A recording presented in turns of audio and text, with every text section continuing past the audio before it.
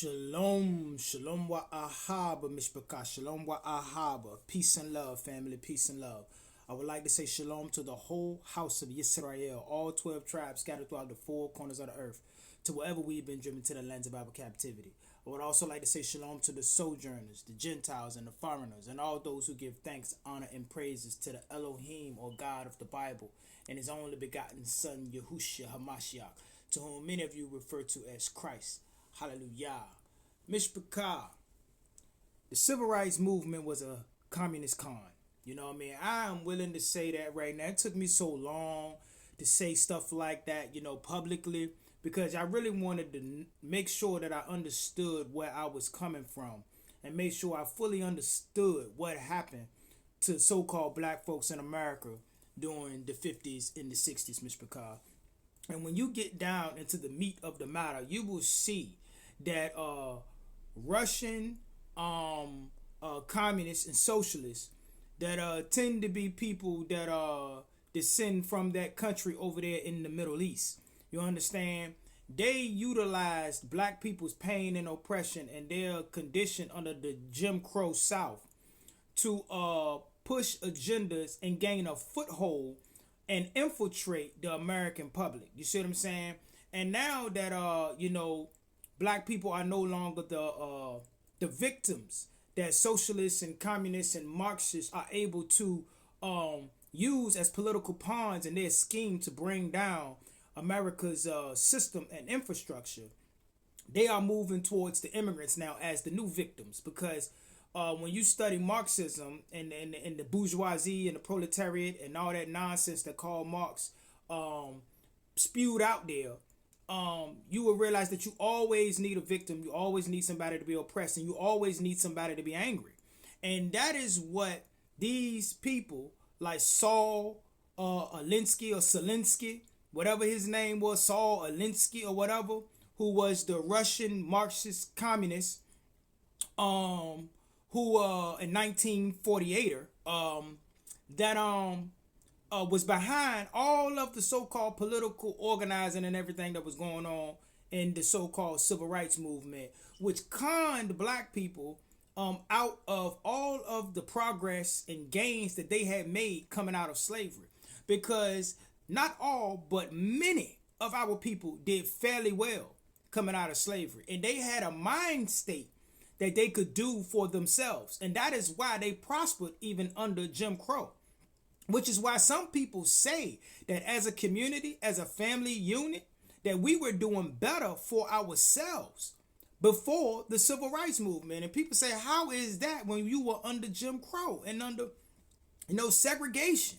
You see what I'm saying? Well, I say that off of statistics like 70% of black children being born in wedlock before the civil rights movement, and that being reversed into 70% of black children being born out of wedlock. So when I see that, that makes me say that apparently we was doing better as a people before the civil rights movement.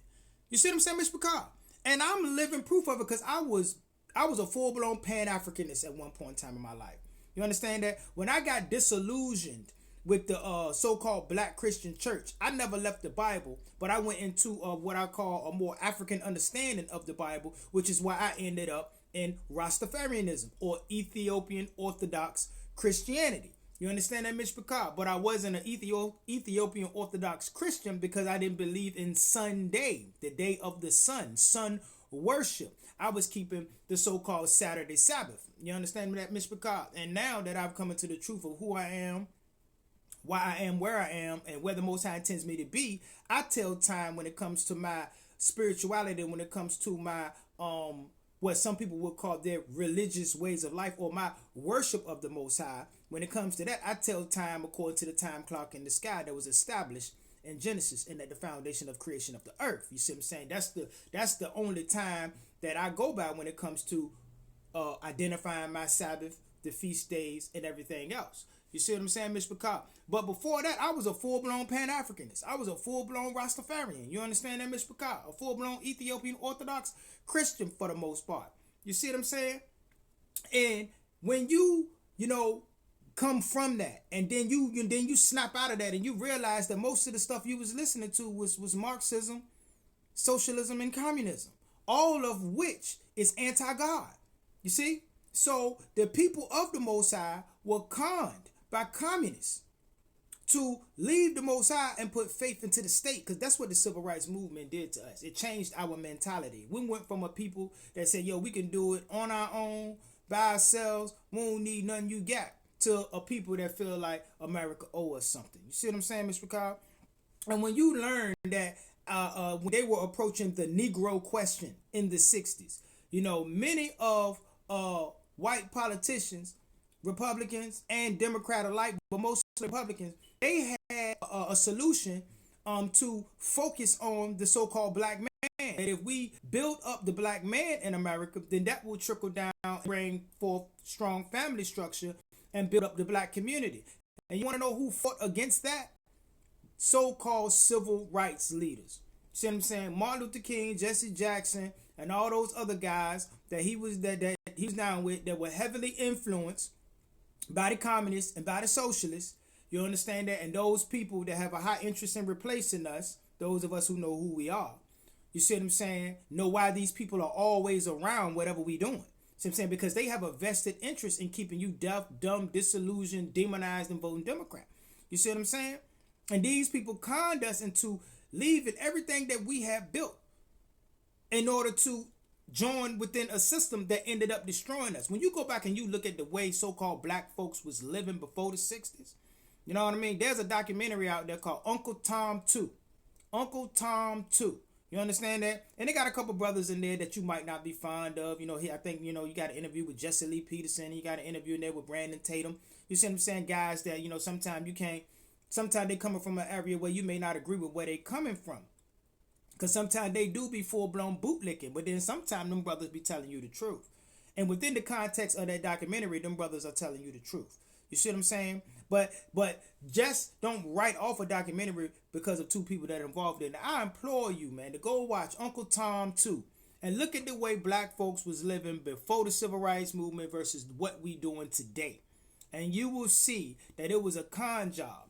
That the socialist, Marxist, communists conned black folks out of the wealth that they had built up until that point. And my great-grandfather, Slika Salakli, excuse me, my great-grandfather, Stephen White Sr., in 1917, bought hundreds of acres in South Carolina. He was a preacher, which means he could read and write. You understand that, Mr. Picard? And we have no history of my great-grandfather struggling through the Great Depression.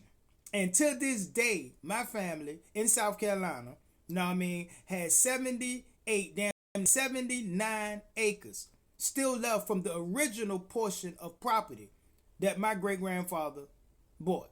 You know what I'm saying? In 1917. You know what I mean? Not, you know, a generation removed from slavery.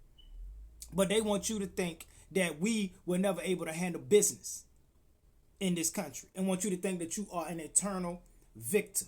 You see what I mean? It was a total con job.